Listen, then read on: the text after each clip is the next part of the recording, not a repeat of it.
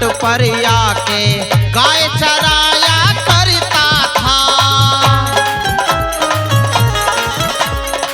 लूट के मटकी तू ग्वालन की माखन खाया करता था।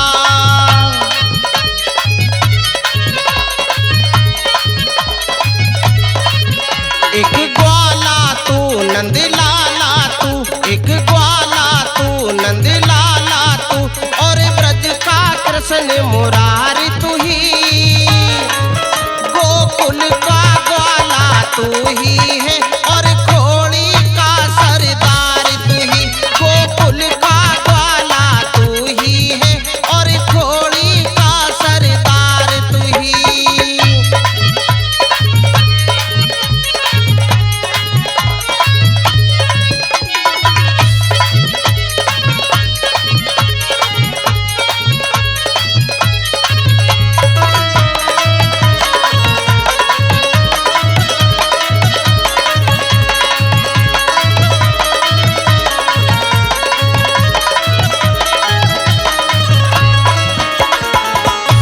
गलियों में बांस की मुरली मधुर बजाया करता था।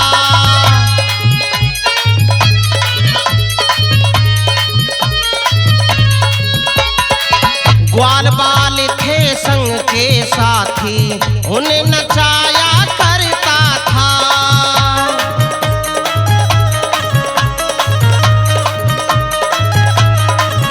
हे नागर तू, हे नटवर तू, हे नागर तू, हे नटवर तू, यशोदा का पाए दुलार तू ही। गोकुल का ग्वाला तू ही है और खोड़ी का सरदार तू ही। गोकुल का ग्वाला तू ही है और खोड़ी का सरदार तू ही।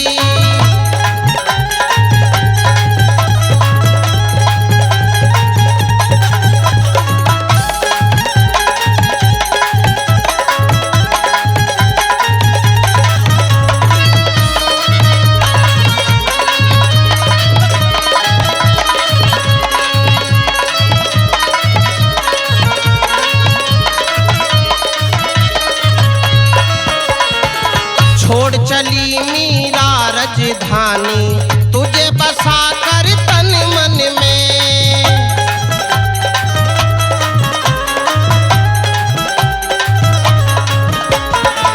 राधा ने तो बसा लिया तू श्याम सलोने नैनन में।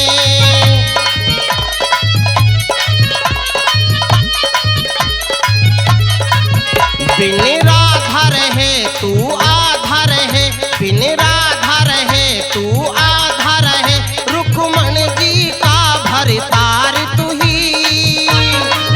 गोकुल का ग्वाला तू ही है और खोड़ी का सरदार तू ही। गोकुल का ग्वाला तू ही है और खोड़ी का सरदार तू ही।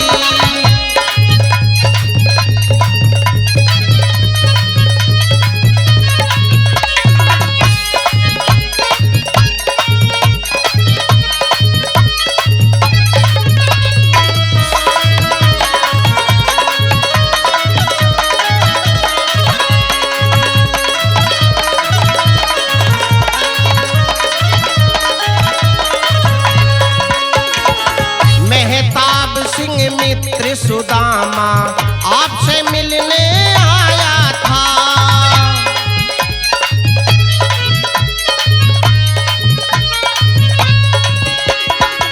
चरण पखारे थे असवन से, उसको गले लगाया था।